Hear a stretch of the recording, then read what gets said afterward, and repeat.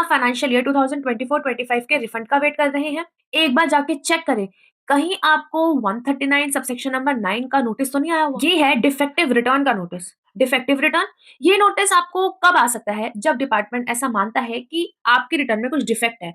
अब ये डिफेक्ट क्या-क्या हो सकते हैं? डिफेक्ट नंबर 1, आपने आईटीआर का फॉर्म ही गलत चूज़ किया। आईटीआर में जो आपने इनकम डिस्क्लोज़ की थी, उसके हिसाब से आपको आईटीआर 3 फाइल करनी चाहिए थी, बट आपने आईटीआर 2 फाइल कर दी, तो आपको डिफेक्टिव रिटर्न का नोटिस आ जाएगा।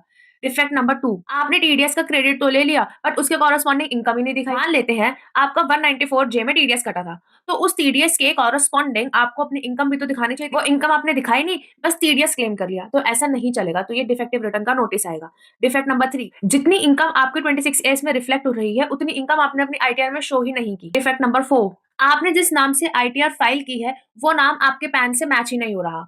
डिफेक्ट नंबर 5, आपने अपनी बिजनेस इनकम शो की है, बट कुछ केसेस में अगर आप अपनी बिजनेस इनकम शो करते हैं, तो आपको अपना बैलेंस शीट और पीएनएल भी आईटीआर के अंदर फिल करना होता है, वो आपने फिल ही नहीं किया। डिफेक्ट नंबर 6, आपने जितने भी हेड्स में अपनी इनकम शो की, वो सब 0, 0, 0 आ रही है, बट आपने टैक्स लायबिलिटी कंप्यूट भी की और पे भी कर दी। दैट मीन्स कुछ ना कुछ आपके रिटर्न फाइलिंग में इशू क्रिएट हुआ है, जिसकी वजह से आपको डिफेक्टिव रिटर्न का नोटिस आ सकता है। अब बात आती है, जब ये नोटिस मिलता है तो हमें करना क्या है?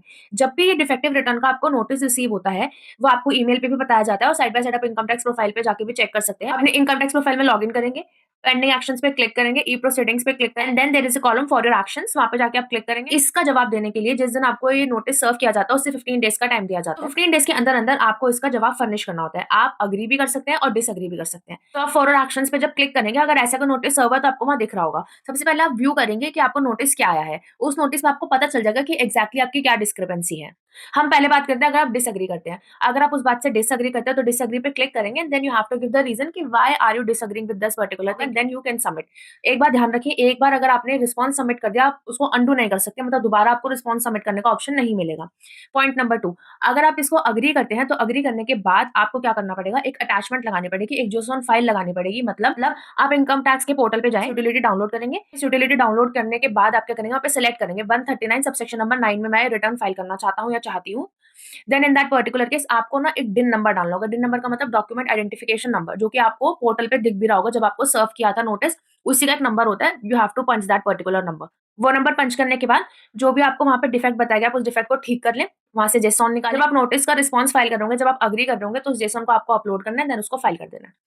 अब अगर आपने 15 डेज के अंदर-अंदर इसका जवाब नहीं दिया और आपने ना ही डिपार्टमेंट से कोई एक्सटेंशन की गुज़ारिश की और ना ही पर्टिकुलरली आपने कोई एडजॉर्नमेंट माँगी, सो इन दैट पर्टिकुलर केस जो आपने पहले रिटर्न फाइल की थी, ऐसा मान लिया जाएगा कि आपने कभी रिटर्न फाइल ही नहीं करी थी। दैट मीन्स आपकी रिटर्न ही इनवैलिड हो जाएगी। Like and subscribe for more such insightful content.